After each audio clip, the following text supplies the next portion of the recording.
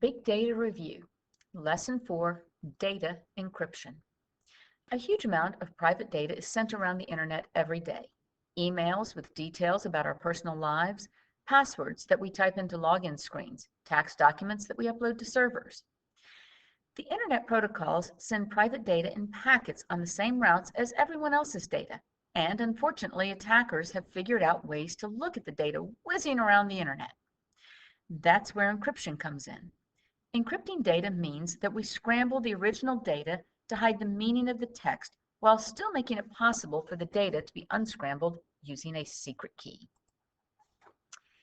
Encryption allows two people or computers to share private information over open networks. Now, we'll dive into the two most common types of encryption used in securing internet communications: systematic encryption and public key encryption. A Caesar cipher. One of the earliest encryption techniques is the Caesar cipher, invented by none other than Julius Caesar more than 2,000 years ago to communicate messages to his allies. The Caesar cipher is a great introduction to encryption, decryption, and code cracking, thanks to its simplicity. Encrypting a message, imagine Caesar wants to send this message: secret meeting at the palace. Here's what that message might look like encrypted. Yiga zika zika suka guzza. Obviously, not enough vowels. Now, that looks an awful lot like gobbledygook at first, but this encrypted message is actually very related to the original text. The Caesar cipher is a simple substitution cipher which replaces each original letter with a different letter in the alphabet by shifting the alphabet by a certain amount. To make the encrypted message above, I shifted the alphabet by 6 and used this substitution table.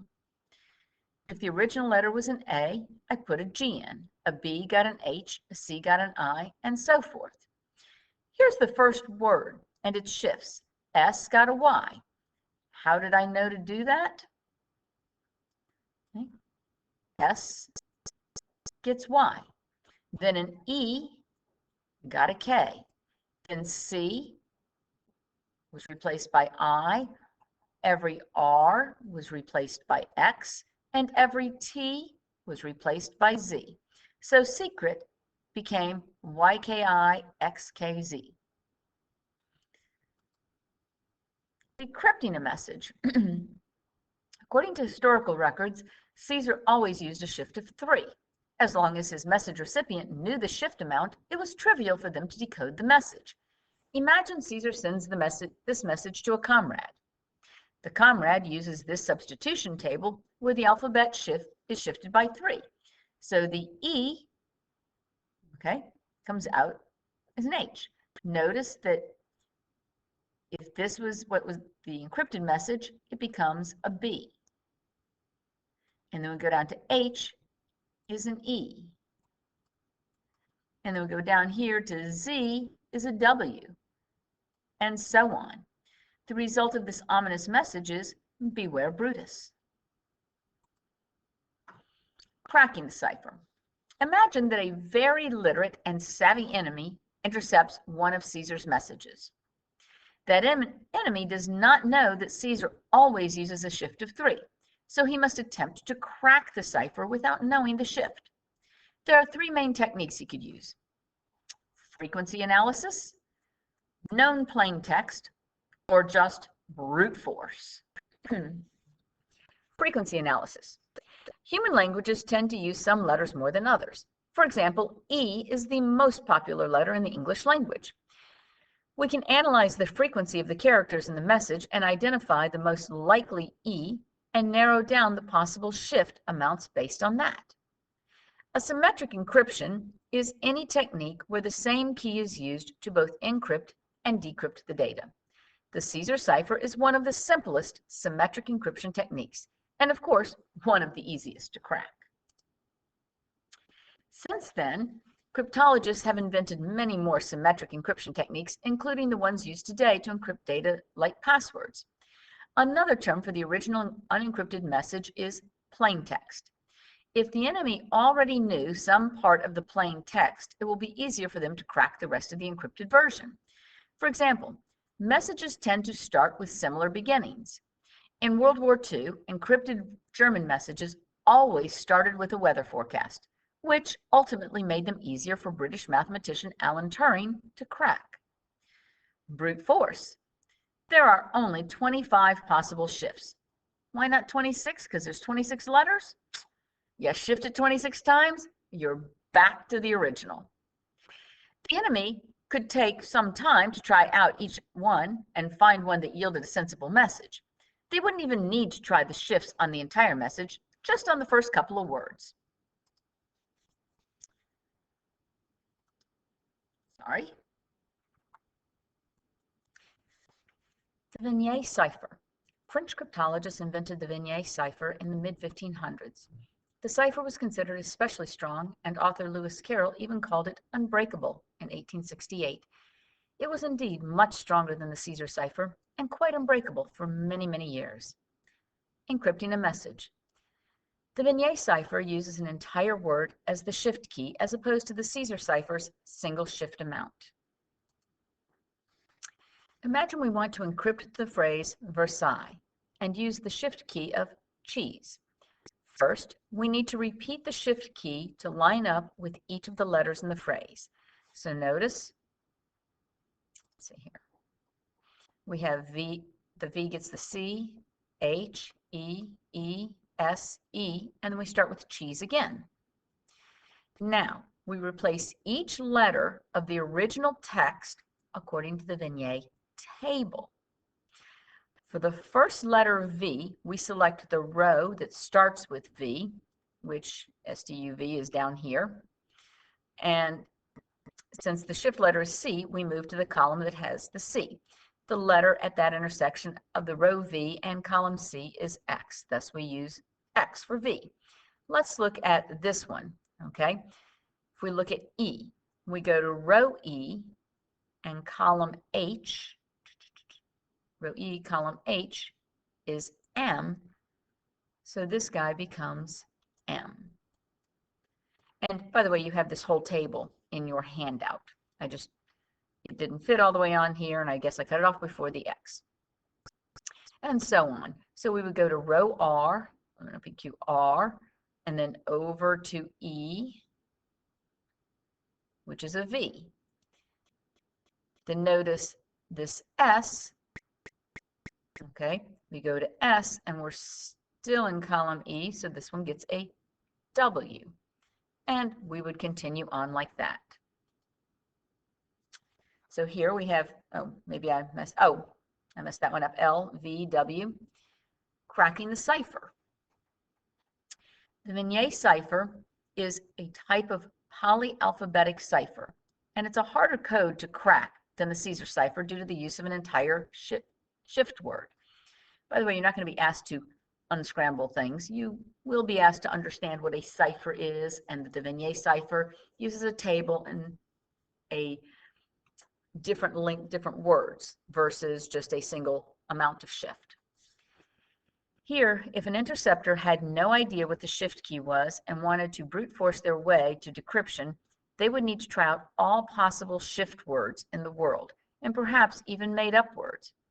For a mere mortal, that could take a lifetime. That's much more work than brute forcing the Caesar cipher, where we just had to check 26 different shifts or 25 permutations. Modern ciphers. In the age of computers, ciphers can't just be hard to crack by an enterprising human. They have to be hard to crack by a computer that can do trillions of calculations per second. Fortunately, cryptologists have invented encryption techniques that are secure in the digital world and are continuing to improve them every year. One of the most common encryption standards is AES 128, a block cipher approved by the federal government and used often for secure file transfer. What makes it so secure? Well, each key is always 128 bits long. The number of possible keys, 340, some number I don't know the name of. The AES cipher requires applying a sequence of 10 mathematical operations for each bit of the key. Multiply that number above by 10, and that's the number of calculations a computer would need to do. So we add another 10, we add another 0 to the end here, a comma here, and again, you've got, we already know this is thousands, millions, billions, trillions, and just way more. The fastest computer can calculate around 145 times 10 to the 15th operations per second. Even with that sort of speed, it would still take that computer 500 trillion years to try every possible 128-bit key. If you don't understand permutations, remember the idea of factorials?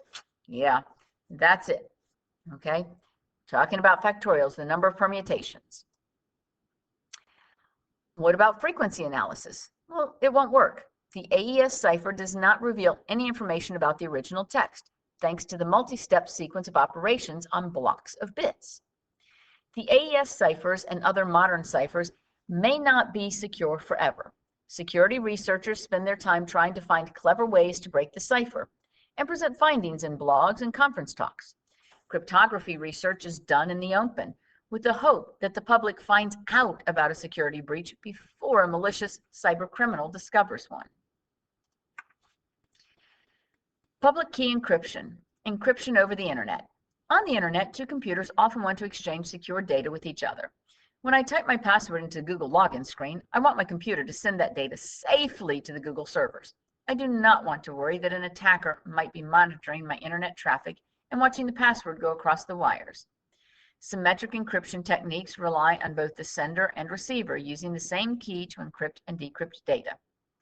How can my computer and the Google server exchange the key securely?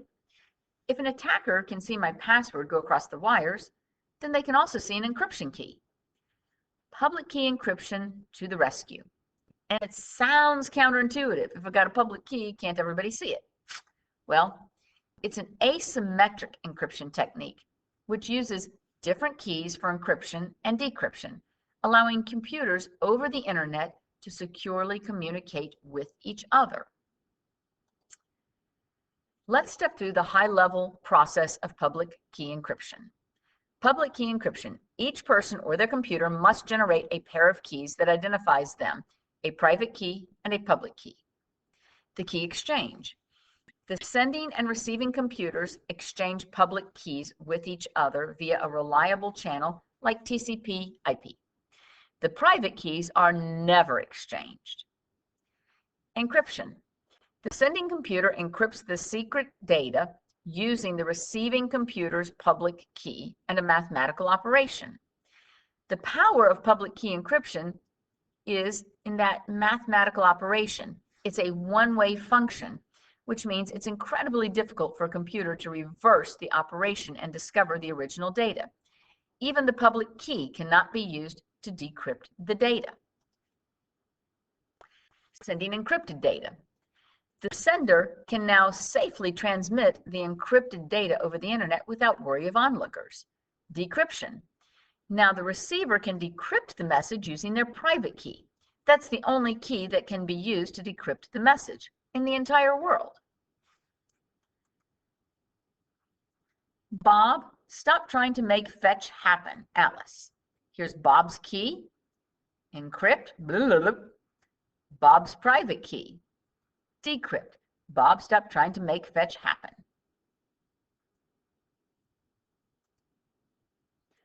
But how is it possible? It may sound too good to be true that it's possible to encrypt something with one key that can only then be decrypted by a different key.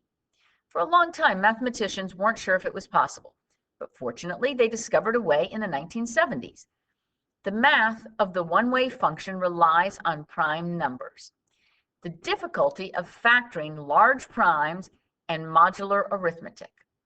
If you'd like to dig deeper into the math, check out the Khan Academy tutorials on modern cryptography.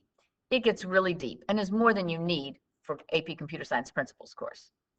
Fortunately, all of us can use and benefit from public key cryptography without needing to understand the complicated math behind it.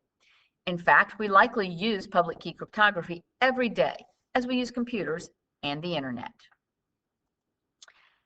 And this ends the reviews. Again, you can also Google public key cryptography or public key explanation on the internet, and there are a number of good tutorials out there that explain a trunk that in order to lock it, you use one key and turn it to the left, and then you turn it back vertical. To unlock it, you would use a second key, but it has to turn to the right. The second key won't turn left, it only turns right. Another way of explaining it has been similar to a mailbox, where there's a public key where anybody can put mail into your mailbox, but only you can unlock your mailbox to get your mail out to read it.